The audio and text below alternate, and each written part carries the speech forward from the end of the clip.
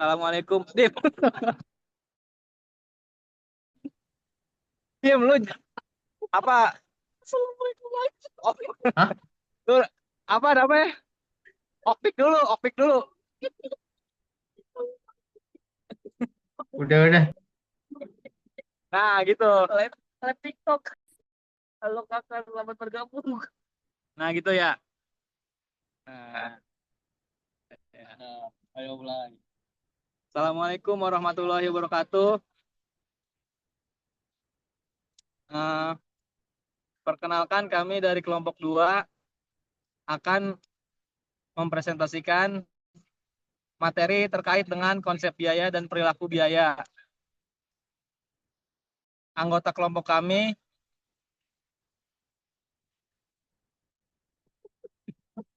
Anggota kelompok kami terdiri dari 3 orang, yaitu Muhammad Ismail Faruqi, Reza Mustafa, dan juga Aura Dimas Cahyo Sasongko.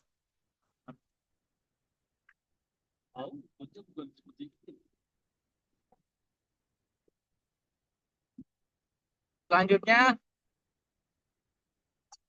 akan disampaikan oleh Saudara Dimas. Nah, oke, baik. Untuk slide yang pertama akan saya sampaikan.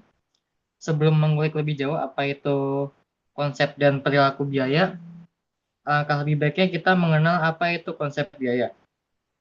Menurut Andi Faisal dan Alasti Astuti, biaya adalah sejumlah pengorbanan sumber daya ekonomi untuk melakukan suatu kegiatan yang diharapkan akan menghasilkan manfaat di masa yang akan datang.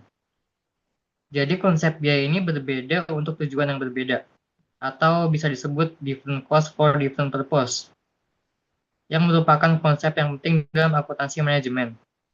Konsep ini digunakan dalam proses perencanaan, pengendalian, dan pengambilan keputusan. Oke, slide selanjutnya. Di sini ada apa saja tujuan informasi biaya. Yang pertama ada prosedur penentuan biaya standar. Menurut Mulyadi dalam IMADI Andiana, dalam prosedur penentuan biaya standar dibagi ke dalam dua macam. Dibagi ke dalam tiga macam, yaitu bahan baku biaya bahan baku standar, biaya tenaga kerja standar, dan biaya operate pabrik standar. Kemudian yang kedua ada biaya bahan baku standar. Biaya bahan baku standar atau standar raw material cost adalah bahan baku yang seharusnya terjadi untuk membuat satu produk tertentu. Jadi biaya ini terdiri dari dua komponen, yaitu sebagai berikut.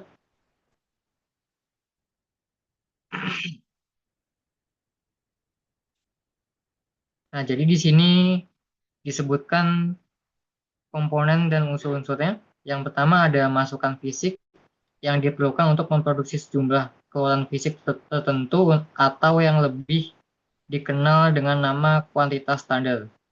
Yang kedua ada harga persatuan per fisik atau lebih dikenal dengan istilah harga standar yang antara lain berupa yang pertama ada harga yang diperkirakan akan berlaku di masa mendatang. Yang kedua ada harga yang berlaku pada penyusunan standar. Dan yang ketiga ada harga yang diperkirakan merupakan harga normal dalam jangka panjang. Kemudian di sini ada kuantitas bahan baku standar atau standar raw material quantity, yaitu yang dapat ditentukan dengan menggunakan metode sebagai berikut. Yang pertama ada penyelidikan teknis, yang kedua ada analisis catatan masa lalu dalam bentuk sebagai berikut. Yang pertama ada perhitungan rata-rata pemakaian bahan baku untuk produk atau pekerjaan yang sama dalam periode tertentu di masa lalu. Kemudian yang kedua ada perhitungan pemakaian bahan baku untuk produk yang dalam pelaksanaan yang paling baik dan yang paling buruk di masa lalu. Dan yang terakhir ada perhitungan dalam pelaksanaan pekerjaan yang paling baik. Oke, untuk slide selanjutnya. Di sini ada biaya tenaga kerja standar. Biaya tenaga kerja standar adalah biaya tenaga kerja yang langsung yang seharusnya terjadi untuk membuat satu satuan produk tertentu, sebagaimana halnya dengan biaya bahan baku standar. Biaya tenaga kerja juga terdiri dari dua unsur, yaitu sebagai berikut. Yang pertama ada jam tenaga kerja standar, yaitu yang pemberlakuannya memiliki syarat mutlak sebagai berikut ini. Yang pertama ada tata letak pabrik atau plan layout. Plan layout yang efisien dengan peralatan modern agar dapat dilakukan produksi yang maksimum dengan biaya yang minimum. Kemudian yang kedua ada pengembangan staf perencanaan produksi seperti routing, scheduling, dan dispatching, yaitu bertujuan agar aliran proses produksi lancar dengan tanpa adanya penundaan dan kesimpangsiuran. Kemudian yang ketiga ada pembelian bahan baku yang direncanakan dengan baik, sehingga tersedia pada saat yang dibutuhkan untuk produksi. Kemudian yang keempat ada standarisasi kerja karyawan dan metode-metode kerja yang instruksi dan pelatihan cukup bagi karyawan, sehingga proses produksi dapat dilakukan di bawah kondisi yang baik. Oke, slide selanjutnya.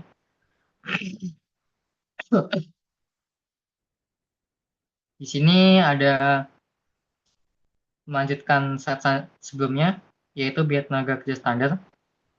Yang kedua ada tarif upah standar, yaitu tarif yang penentuannya memerlukan pengetahuan mengenai kegiatan yang dijalankan, tingkat kecepatan tenaga kerja yang diperlukan, dan rata-rata tarif upah per jam yang dibayar.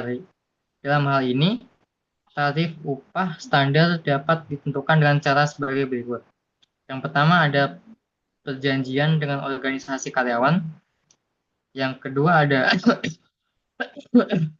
ada data upah masa lalu yang dapat dijadikan sebagai upah standar, misalnya data-data rata-rata hitung, tertimbang, atau median dari upah karyawan masa lalu. Kemudian yang ketiga ada perhitungan tarif upah karyawan, yaitu perhitungan tarif upah karyawan masa lalu dalam keadaan operasi normal.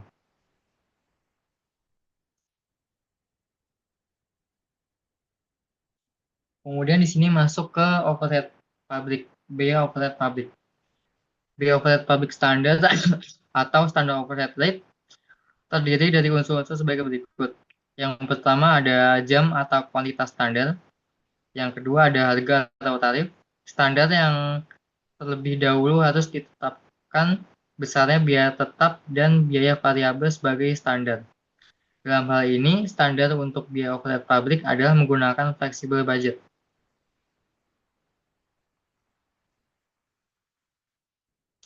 Oke, slide selanjutnya. Ada perencanaan dan pengendalian biaya. Menurut Imade Andiana, manajemen dapat didefinisikan sebagai aktivitas perencanaan, pengendalian, dan pengambilan keputusan. Masih menurut Imade Andiana, manajemen berperan mendeskripsikan fungsi-fungsi yang dapat diperdayakan. Perencanaan yang dimaksud di sini adalah suatu formulasi terperinci dari kegiatan untuk mencapai suatu tujuan akhir tertentu. Perencanaan ini memerlukan penetapan tujuan dan pengidentifikasi metode yang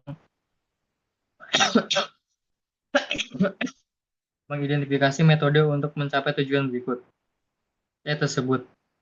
Kemudian ada pengertian analisis cost volume profit. Jumlah produk yang besarnya biaya memiliki hubungan langsung. Menurut Hansen dan Mowen, dalam Leni Dirmawan S. tahun 2021, analisis cost volume profit merupakan suatu alat yang berguna untuk perencanaan dan pengendalian. Analisis cost volume profit menekankan keterikatan antara biaya kuantitas, terjual, dan harga. Kemudian di sini menurut Garrison, Noren, dan Brewer, dalam Lenny Dermawan S tahun 2021, analisis cost volume membantu manajer dalam memberikan perintah setelah memahami hubungan timbal balik antara biaya volume dan laba dalam organisasi.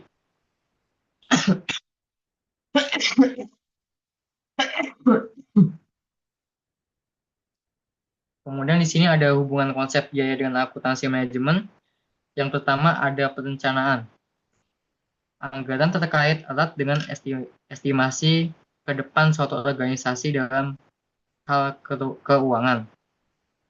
Manajer harus mempertimbangkan kemungkinan perubahan dalam kondisi tertentu di masa yang akan datang dan mencari cara untuk menghadapi hal itu.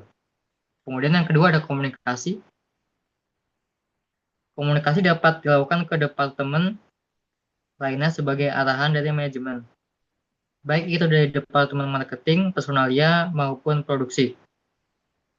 Berapa jumlah anggaran yang sesuai dengan pertimbangan manajer, maka itulah yang menjadi dasar setiap departemen dalam menjalani kegiatannya. Yang ketiga ada motivasi. Jika anggaran telah terpenuhi, maka akan menjadi motivasi bagi setiap departemen. Setiap anggaran tersebut terpenuhi, maka manajer dapat memberikan suatu bonus atau gaji kepada setiap karyawan. Kemudian yang keempat ada pengendalian. Anggaran yang akan dibandingkan dengan realisasinya. Jika selisih, maka akan dievaluasi. Jika pendapatan tidak sesuai dari yang direncanakan, maka manajer akan mencari tahu atau mengkaji penyebab tersebut. Kemudian yang kelima ada evaluasi. Selisih antara anggaran dengan realisasi dapat digunakan sebagai alat untuk menilai kinerja manajer. Bagi manajer yang dapat mencapai selisih menguntungkan akan memperoleh bonus atau kenaikan gaji. Oke, slide selanjutnya.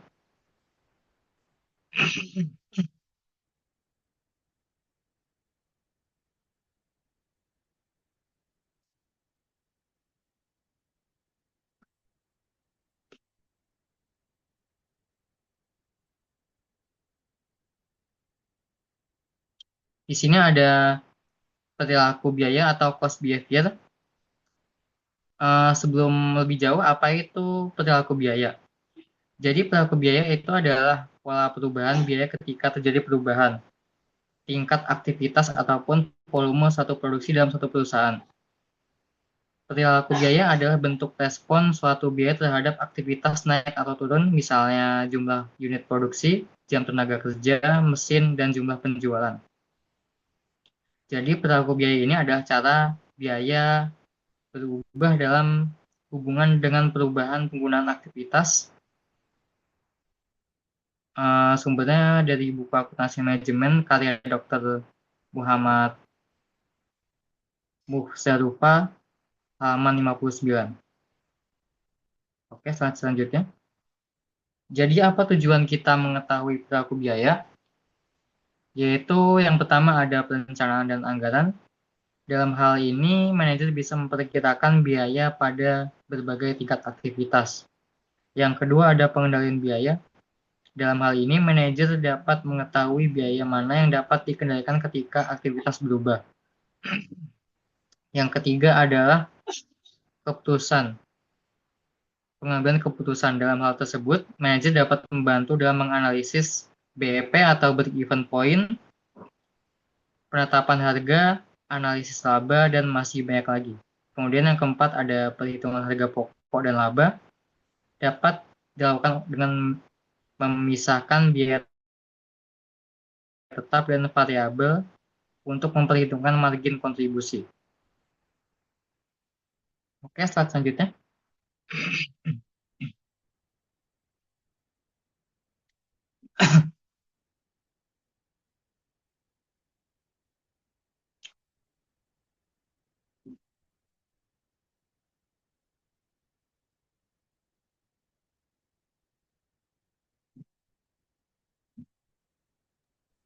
Gantian kah? Masih gue, Bang. 2 sampai 16. Oke. Nah, kemudian di sini eh, pentingnya memahami perilaku biaya dalam akuntansi manajemen. Memahami perilaku biaya dalam akuntansi manajemen sangat penting karena dengan memahami perilaku biaya, manajemen dapat menyusun anggaran realistis, mengendalikan biaya, menentukan harga yang tepat, menganalisis laba, dan mengambil keputusan yang strategis. Dalam perilaku biaya terbagi menjadi yang pertama ada biaya tetap, ada biaya yang tidak dipengaruhi oleh perubahan jumlah output, misalkan mesin pabrik yang disewa sebesar 15 juta selama setahun dan memiliki kapasitas produksi 240.000 unit per tahun. Kemudian yang kedua ada biaya variabel atau variable cost, adalah biaya yang jumlahnya berubah-ubah, yang dipengaruhi oleh perubahan jumlah output, misalnya mesin pabrik yang digunakan untuk produksi menggunakan daya listrik 0,1 kWh. Tarif 1 kWh adalah berkisar Rp2.000, berarti biaya setiap unitnya Rp2.000 dikali 0,1 atau 0,1 dikali Rp2.000. Kemudian yang ketiga ada biaya campuran, adalah biaya yang memiliki komponen biaya tetap dan biaya variabel. Misalkan seorang salesman biasanya dibayar dengan gaji tetap plus bonus berdasarkan target penjualannya. Oke, slide selanjutnya.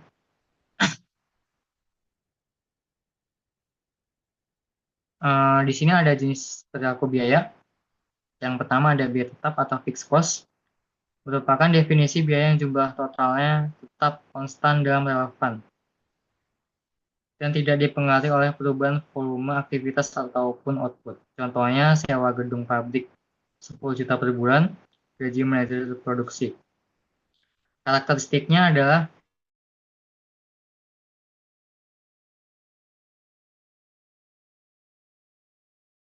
akan menurun ketika biaya produksi meningkat dan naik ketika volume produksi menurun. Selanjutnya,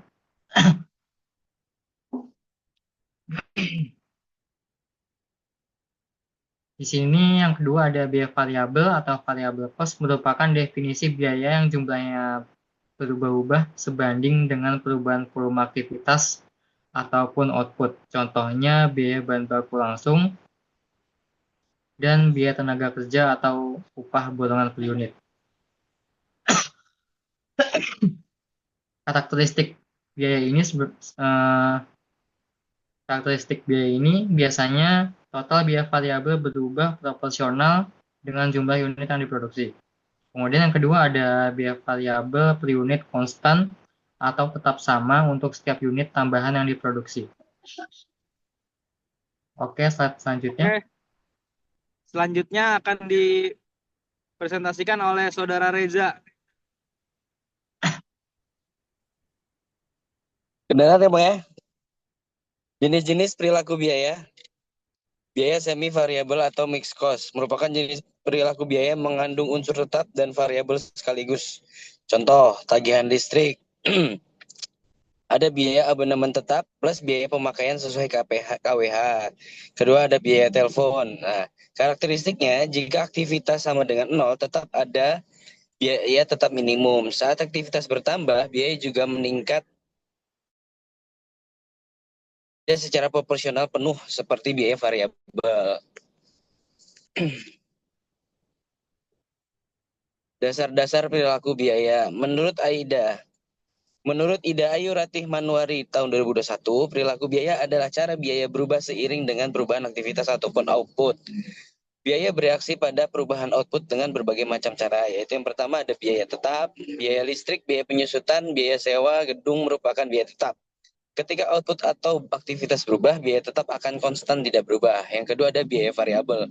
Sebaliknya, biaya variabel bersifat tidak konstan seiring perubahan output atau aktivitas secara proporsional. Yang ketiga, biaya campuran. Biaya-biaya yang memiliki komponen biaya tetap dan biaya variabel, contohnya biaya gaji dan bonus penjualan.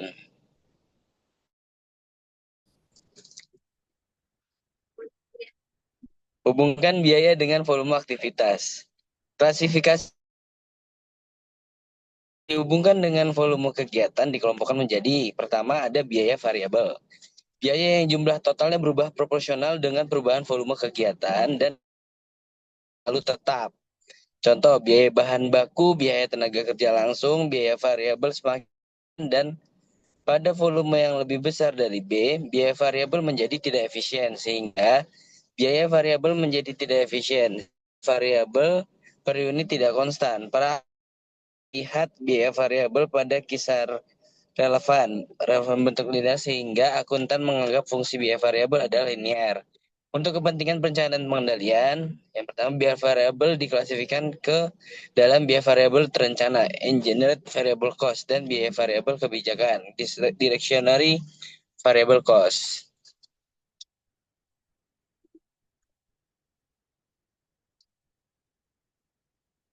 Apa itu biaya variabel terencana? Biaya variabel terencana merupakan biaya variabel yang antara masukan dan keluarannya mempunyai hubungan fisik secara eksplisit. Contohnya, biaya bahan baku dan biaya tenaga kerja langsung. Biaya yang tergolong dalam biaya variabel terencana mudah ditaksir jumlahnya karena variabilitasnya dapat dihubungkan secara teknis ke volume kegiatan.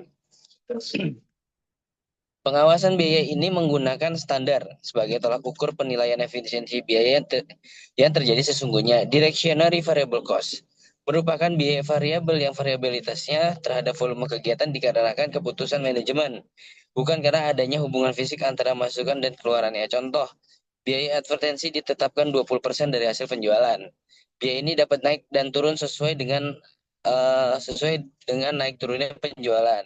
Namun naik turunnya biaya advertensi ini bukan karena naik turunnya penjualan, tapi karena kebijakan manajemen. Lanjut.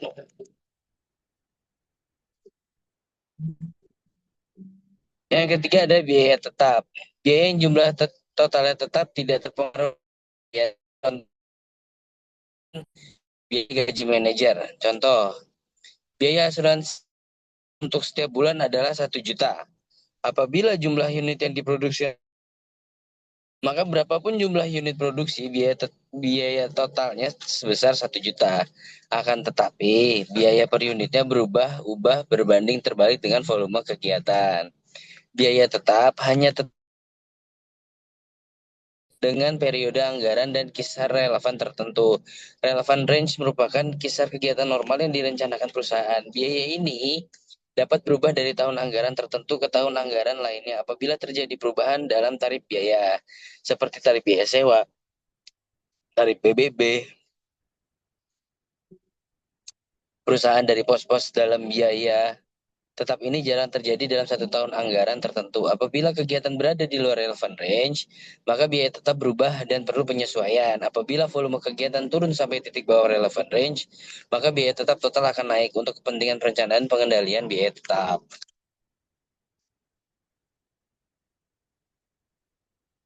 Bang, gue sampai slide berapa ya?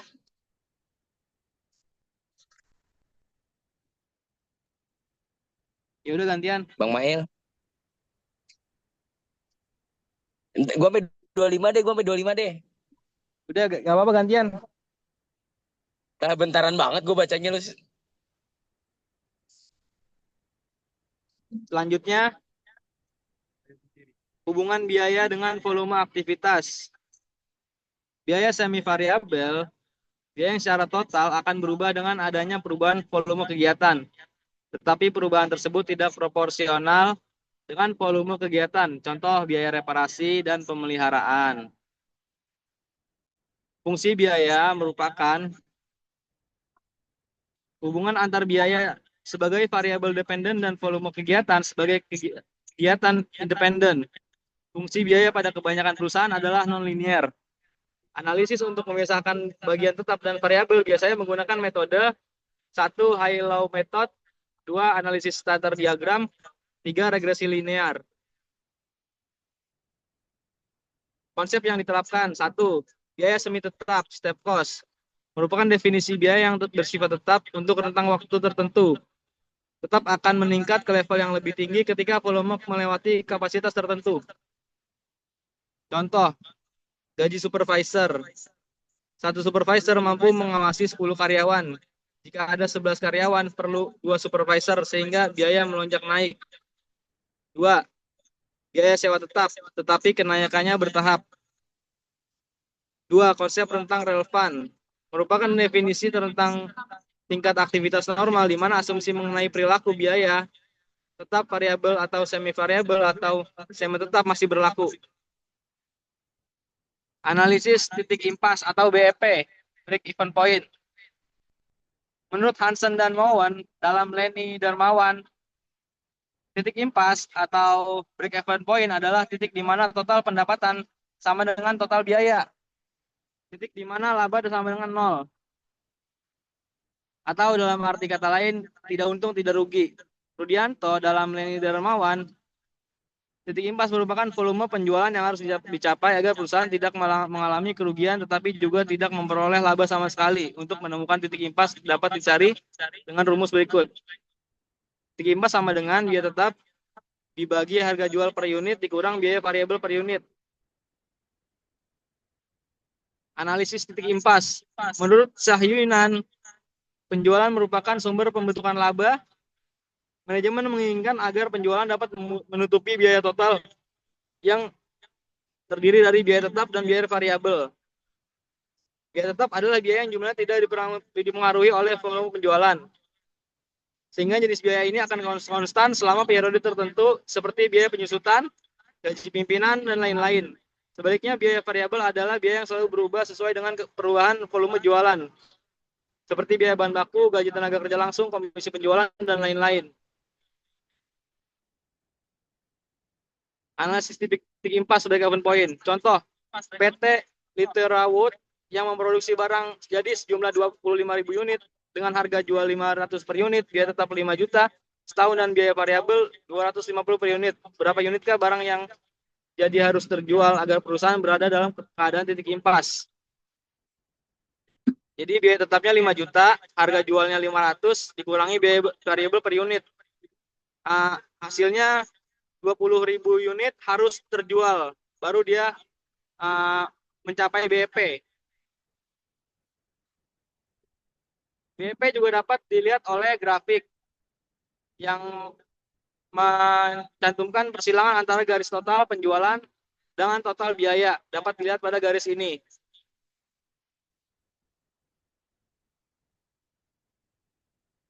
Kemudian analisis sensitivitas biaya terhadap laba. Biaya yang paling berpengaruh terhadap laba adalah biaya variabel dan biaya tetap. Jika terjadi kenaikan pada biaya variabel per unit, maka margin kontribusi yang diperoleh dari setiap penjualan akan berkurang. Dampaknya, meskipun volume penjualan tetap, laba akan menurun secara signifikan. Sebaliknya, jika variabel berhasil ditekan oleh perusahaan, laba akan meningkatkan lebih besar karena margin kontribusi per unit semakin tinggi. Sementara itu, kenaikan biaya tetap juga akan langsung mengurangi laba karena biaya tersebut harus ditutup terlebih dahulu sebelum perusahaan memperoleh keuntungan. Semakin besar biaya tetap, semakin tinggi pula titik impas yang harus dicapai. Struktur biaya atau cost struktur juga menentukan tingkat sensitivitas laba. Perusahaan dengan biaya tetap tinggi memiliki potensi laba besar ketika volume penjualan naik, tetapi berisiko tinggi mengalami kerugian besar ketika penjualan turun. Sebaliknya, perusahaan dengan biaya variabel lebih dominan memiliki laba yang lebih stabil, meski pertumbuhannya lebih lambat. Sebuah perusahaan manufaktur memproduksi botol plastik dengan harga jual 50.000 per unit. Untuk setiap unit biaya variabel 30.000. Sedangkan biaya tetap per bulan sebesar 100 juta. Dalam kondisi normal, perusahaan mampu menjual 10.000 unit per bulan. Dengan kondisi tersebut, perusahaan memperoleh margin kontribusi 20.000 per unit sehingga laba bersih per bulan adalah 100 juta. Situasinya terlihat menguntungkan, tetapi ternyata laba perusahaan sangat sensitif terhadap perubahan biaya. Ketika bahan baku naik, biaya variabel meningkat, dampaknya margin kontribusi turun menjadi 15.000 per unit. Meskipun volume penjualan tetap 10.000 unit, laba langsung berkurang.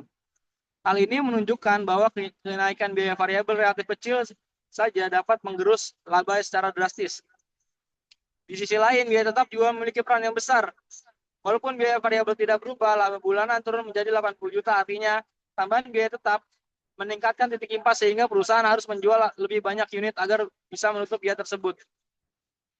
Dari kasus ini terlihat jelas bahwa pelaku biaya mengurangi tingkat laba secara langsung. Perusahaan dengan biaya tetap tinggi memang berpotensi memperoleh keuntungan besar ketika penjualan meningkat. tetapi juga menghadapi resiko kerugian lebih besar ketika penjualan menurun. Karena itu, analisis sensitivitas biaya terhadap laba menjadi alat penting bagi manajemen dalam merancang strategi baik dalam penekanan biaya variabel, mengendalikan biaya tetap, maupun dalam menentukan target penjualan. Selanjutnya ke sesi tanya jawab, yaitu sebutkan sebanyak-banyaknya contoh biaya tetap dari seluruh industri yang ada. Biaya tetap umum di industri meliputi biaya sewa, gaji tetap, penyusutan aset, asuransi, dan biaya lisensi atau izin. Industri tertentu juga mempunyai biaya tetap khusus seperti pemeliharaan mesin di manufaktur, sewa data center di teknologi, atau sewa alat berat di konstruksi. Biaya lain termasuk bunga pinjaman, audit, dan pelatihan rutin. Yang kedua, sebutkan sebanyak-banyaknya contoh biaya variabel dari seluruh industri yang ada. Biaya variabel berbeda tiap industri, tapi umumnya meliputi bahan baku, upah tenaga kerja langsung, energi pengemasan, transportasi, dan pemeliharaan sesuai penggunaan. Contohnya, manufaktur fokus pada bahan tenaga kerja produksi, jasa pada tenaga kerja dan bahan habis pakai. Retail pada pembelian dan pengiriman barang, pertanian pada pupuk dan tenaga musiman. Pada teknologi, pada lisensi dan hosting, pada konstruksi pada bahan dan upah harian, transportasi pada bahan bakar dan perawatan kendaraan, serta energi pada bahan bakar dan pemeliharaan fasilitas. Sekian presentasi dari kami. Kurang lebihnya mohon maaf.